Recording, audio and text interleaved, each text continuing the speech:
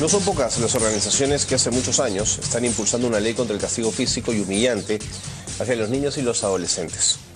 Nuestra reglamentación es muy permeable al respecto, no sanciona a los padres agresores de manera ejemplar. Infan es una de esas organizaciones que está trabajando hace mucho tiempo en ello. Bueno, Yesenia Huamañahui, educadora de Infan, del Instituto de Formación para Adolescentes y Niños Trabajadores, está con nosotros para hablar justamente de esta problemática y de una campaña que se llama Nos cansamos de esperar. ¿Cómo estás? ¿Cómo estás? Yesenia, bienvenida. Gracias por estar con nosotros. No, gracias a ti por la invitación. ¿De qué nos cansamos de esperar? Nos cansamos de esperar es que la infancia sigue siendo postergada. No es un tema prioritario. El día jueves supuestamente tenemos información extraoficial donde se dice que el debate va a ser sobre el tema de infancia y se van a tocar como siempre temas coyunturales. Entonces seguimos siendo postergados. Y el tema de la aprobación de una ley que prohíbe el castigo físico y humillante a niños y adolescentes está desde el 2006. Entonces imagínate cuánto tiempo más tiene que pasar para que sigamos viendo un alto número de violencia en las familias. ¿Por qué necesitamos esa ley, Yesenia? Necesitamos una ley, para empezar, tiene que ser una ley preventiva. Una ley que tenga que mandarle al mismo Estado a invertir o tener una inversión a largo plazo.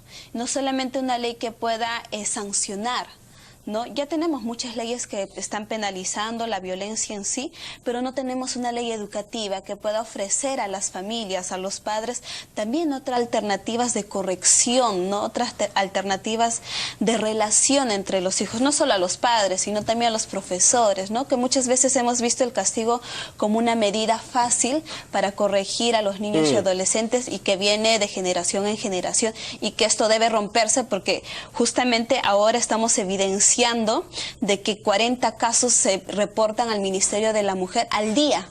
Vamos a ello, pero antes quiero terminar de entender. El Estado peruano, a través de sus normas, reconoce o permite, en tal caso a los padres de familia, el término de castigo físico moderado. Sí, por ejemplo. Esa parece ser la palabra de la discordia, ¿no es cierto? Sí. ¿Dónde está lo moderado? Por ejemplo, está en el artículo 74, el inciso D, habla de que los padres tienen derechos y deberes de corregir moderadamente. ¿Qué es corregir moderadamente? ¿Hasta dónde puedo corregir moderadamente? ¿Un jalón de oreja? ¿O un chicote, como los llamamos? ¿Una palmada? ¿O hacerles correr alrededor del colegio? Entonces, hay una libre interpretación de la corrección moderada, ¿no? Entonces, ahí, por tanto, los padres tienen la libre libertad de utilizar el castigo físico, ¿no? Para corregir a sus hijos, ¿no? Siendo eso cierto, me preocupa la parte más cultural. Es decir, cuando tú le preguntas a las familias, a los padres de familia, sobre el castigo físico, la norma es que sí golpean, sí lo hacen. Claro. Es decir, lo que te quiero decir es que hay investigaciones que demuestran que los niños hoy reciben castigo físico porque los padres están convencidos que esa es la manera de educar. Y porque muchos siguen diciendo de que a través del castigo que han recibido anteriormente ahora son mejores personas, ¿no? Pero sin embargo en el camino uno va dando cuenta de que el castigo físico y humillante ha hecho a personas mucho más temerosas o ha creado mayor impunidad, ¿no? Y ahora estamos viviendo una sociedad insegura, ¿no? Y donde, por ejemplo, el autoritarismo ha creado mucha rebeldía, ¿no? Y no la conciencia, sino el miedo, ¿no? O la imposición, ¿no? Entonces, lo que buscamos con esta ley, si bien es cierto, la ley es un paso, no es que vaya a cambiar la situación de la noche a la mañana de un país, ¿no? Porque al final es una herramienta más, digamos. Es una herramienta más, por lo menos que le permita al Estado enfocar sus recursos a establecer programas de prevención a largo plazo. Es decir, por ejemplo, si un niño rompe un vaso, normalmente la primera reacción es pegarle o darle un grito, ¿no? Por haber roto el vaso. Pero no es que eso va a generar una reflexión, ¿no? Sino va a crear un miedo. A la próxima no lo voy a hacer porque sé que me van a pegar. No es porque esté consciente de que romper un vaso tiene un valor, tiene un costo, ¿no? Entonces, ese es un poco el proceso, ¿no? Entonces, debe haber por eso nosotros hablamos de haber una ley que sea educadora. Una ley preventiva. Ahora, si la ley no es punitiva, no es ley, solamente es una declaración. ¿Para qué nos serviría un instrumento así, Yesenia? Por ejemplo, durante muchos años hemos creado leyes punitivas. Dime, ¿cuál ha sido el cambio hasta ahora? ¿No? Entonces, ¿por qué no empezamos a poner leyes preventivas? Por ejemplo, ahorita se está luchando porque los niños que cometen infracciones se puedan estar 10 años en la cárcel, ya no 5 como pena máximo, sino 10. Dime, hasta el momento casi el 80% de los niños que han estado en el supuesto centro de rehabilitación o de reinserción a la sociedad están ahora en cárceles de los adultos, ¿no? Han vuelto a ser infragantes todavía.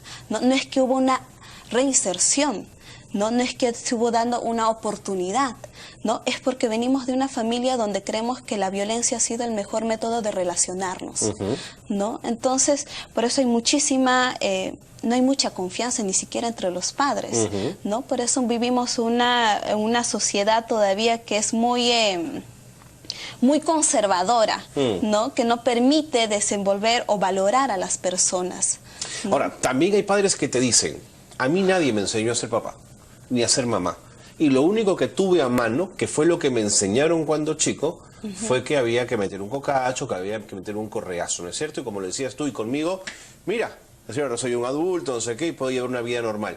Y uno se pregunta, bueno, de pronto este adulto, sin esos golpes, sería hoy día un mucho mejor adulto de lo que es. Exacto. No, y además creo que a todos hemos tenido una relación muchas veces de violencia con nuestros padres, o nos han castigado, ¿no? Por ejemplo, yo no voy a negar que a mí sí me han pegado mis padres para corregirme, pero eso en un momento me hizo una persona mucho más temerosa de las decisiones que uno puede No corrigió, asumir. Sino te hizo temerosa, que son dos cosas diferentes. Claro, son cosas distintas. O si no haces una cosa es por miedo, ¿no? Entonces, pero sin embargo a veces la organización, cuando un Estado te pueda brindar un espacio donde te den elementos para relacionarte con sus hijos, la situación cambia. Es verdad, pero me preocupa lo complejo de la situación. Como te digo, hay un estudio de Grade que yo lo he podido revisar, que me pareció muy interesante, la normalización del castigo físico. O sea, de cada 10 familias, 8 consideran que el castigo físico es correcto, Yesenia. Por eso es que estamos viviendo en una sociedad donde el autoritarismo y la punidad es tan normal. Cuando vemos una violencia en la calle, bueno, ¿qué habrá cometido? O sea, tú ligas esas dos cosas, la violencia a los niños con la violencia después en... Por supuesto, la violencia que estamos viviendo ahora. Por ejemplo, dime, ¿cuántas de las personas ahora tienen la capacidad de indignarse sobre las cosas? Muchas veces cuando vemos violencia en la calle, ¿qué habrá hecho, pues, no? ¿O por qué le habrá pegado? No solo con los niños. Por ejemplo, hubo casos que se han reportado en la misma policía que se han dicho, ¿no? Ya. Entonces, por ejemplo, con el caso de las mujeres en ocasiones, ¿no? ¿Qué le has hecho a tu esposo? Pues, ¿por qué te habrá pegado? ¿No?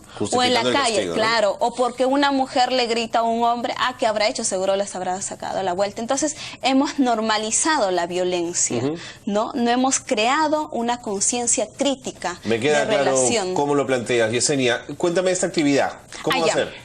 Bueno, para empezar, estamos haciendo toda una movilización conjuntamente con el despacho del congresista José Urquizo, pero no es suficiente con que esté involucrado un solo congresista. Necesitamos una voluntad política de todos los congresistas y empezar a priorizar la infancia también como un desarrollo en el presente y en el futuro de nuestro país. Perfecto. Por tanto, es necesario y urgente la aprobación de una ley que prohíbe el castigo físico y humillante a niños y adolescentes, pero al mismo tiempo que empiece a generar una reflexión en el Estado de una inversión a largo plazo, de un trabajo constante y continuo en los distintos espacios donde se encuentran las infancias. Y si no me equivoco, en América Latina ya hay 8 países que cuentan con normas que respaldan una cosa como esta, ¿no? Por supuesto, entonces no podemos seguir quedándonos atrás. Muy bien. Entonces necesitamos que esto sea un punto prioritario en la agenda del Pleno, que se debata y se apruebe esta ley. Pues veremos qué pasa.